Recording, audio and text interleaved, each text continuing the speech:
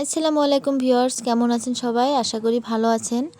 তো আজকে আমি দেখতেই পারছেন লতি রেসিপি নিয়ে এসেছি। তো সবার প্রথমে এটাকে ভাপিয়ে নেব, মানে পরিষ্কার করে নিতে হবে।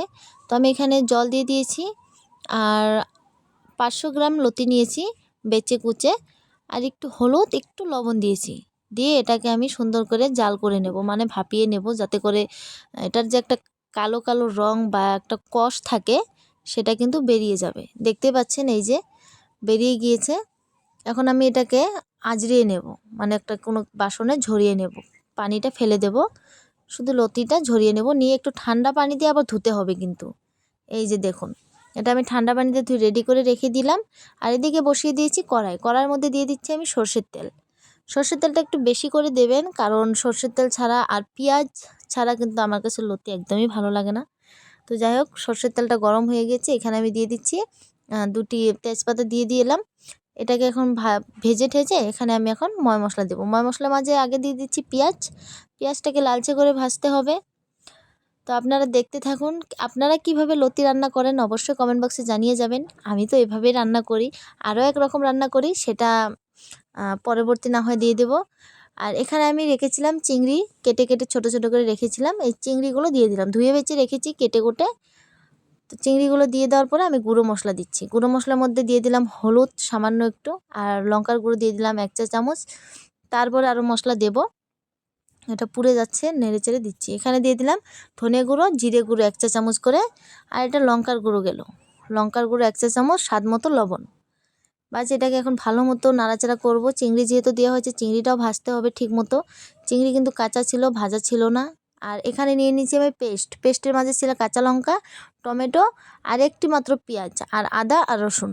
বাস এগুলোকে আমি পেস্ট করে নিলাম, নিয়ে এখানে ঢেলে দিলাম। এটাকে এখন ভালো মতো কষাতে হবে। কষিয়ে টষিয়ে আমি এটাকে ঢেকে রাখবো। ঢেকে রাখার পরে এই যে পানি একটা ছেড়েছে, এই পানিটা কিন্তু একদম শুকিয়ে যাবে, তারপরে কষানো হবে। তো কিছুক্ষণ ঢেকে রাখলাম। এখন দেখি এটা কেমন হয়েছে। দেখতে পাচ্ছেন পানিটা কিন্তু শুকিয়ে এসেছে। এটা কষানো প্রায় হয়ে গিয়েছে। এটা কষানো হয়ে গেলে এখানে লতি ছেড়ে দেব। আপনারা কিভাবে খান লতির তরকারি আমাকে একটু বলে যাবেন। তো এই যে আমি লতিটা দিয়ে দিচ্ছি, লতিটা দিয়ে দিলাম। এটাকে এখন নাড়াচাড়া করে মিলিয়ে নেব, মিলিয়ে নেওয়ার পরে ঢেকে রাখবো।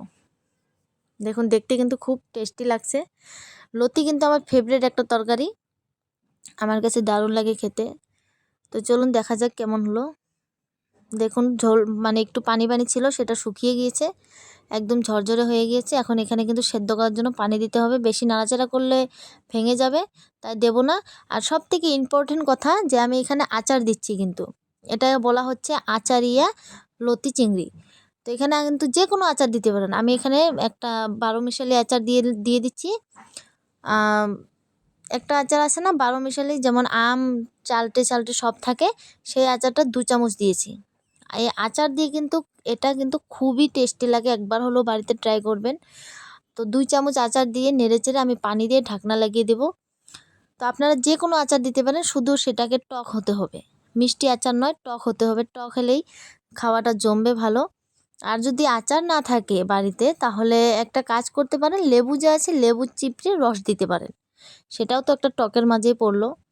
তো যাই হোক, এই যে পানিটা দিয়ে আমি এটাকে এখন ঢেকে রাখবো। প্রায় 15 থেকে 20 মিনিট আমি জাল করব।